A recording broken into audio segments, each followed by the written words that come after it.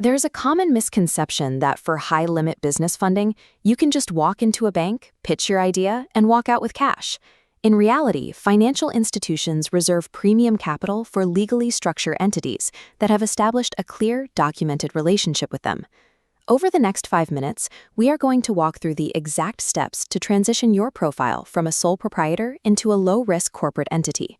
This legal separation shields your personal assets from corporate liability and serves as the primary prerequisite for Tier 1 bank funding. To start, this checklist shows the 4 basic things you need: your personal ID, your social security number, your current home address, and a small pool of seed capital. Avoid the trap of overcomplicating this phase. Do not spend money on expensive virtual office addresses or 1-800 numbers right now. Using your existing personal address and cell phone number prevents early financial leaks, and it fully satisfies the bank's initial compliance requirements. Look at this split screen. On the left is a chaotic personal inbox, and on the right, a perfectly segmented business profile. Step 1 is establishing your initial business identity by choosing a name for your company and setting up a dedicated email address that looks like the right side. For your initial contact information, simply link your personal cell phone and your home address. Next, you need an employer identification number, or EIN. This serves as the corporate equivalent of a social security number for your new business. Do not pay third-party websites that charge a fee to generate this number for you. You can apply for an EIN entirely for free directly through the official IRS website. This establishes this EIN is the very first mechanical action you take to legally detach your personal liability from your future corporate operations.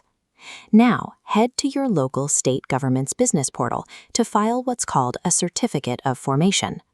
The document will ask for a few simple inputs: your new business name, your home address, and the EIN you just acquired. There is a standard state formation fee for this process, which averages around $125. Completing this registration changes your status from an individual sole proprietor to a legally recognized limited liability company.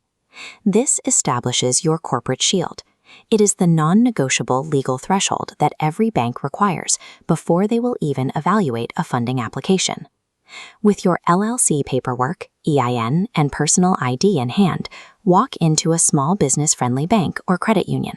Opening this business account creates a documented financial history that internal bank systems will eventually use to assess your business's viability. Your immediate target in this phase is to achieve a specific status within the bank's internal system, the low-risk borrower. A common mistake here is depositing all of your seed capital on day 1 and immediately applying for lines of credit. Making a massive initial deposit followed by an instant credit request does not prove your business is viable. Instead, it triggers underwriting fraud alerts and flags your account as high risk. To build trust, you have to follow the 45-day seasoning rule. This is the mandatory waiting period a bank uses to watch your new account mature. This account seasoning timeline illustrates exactly how to handle your deposits. Take your seed capital, let's say $10,000, and break it down into smaller $1,000 weekly deposits. As you make these initial deposits week after week, you start to build a visible, documented pattern of inbound revenue. Completing this 6-week deposit cycle provides the exact consistency that the bank's internal algorithms are looking for, earning you that low-risk status. You have now mathematically proven reliable cash flow to the underwriter, securing your position as a prime candidate for lending. You've moved from an exposed individual to a fully structured corporate entity, backed by a seasoned, cash-flowing bank account. Now is the time to apply for those high-limit business credit cards and lines of credit at your chosen bank.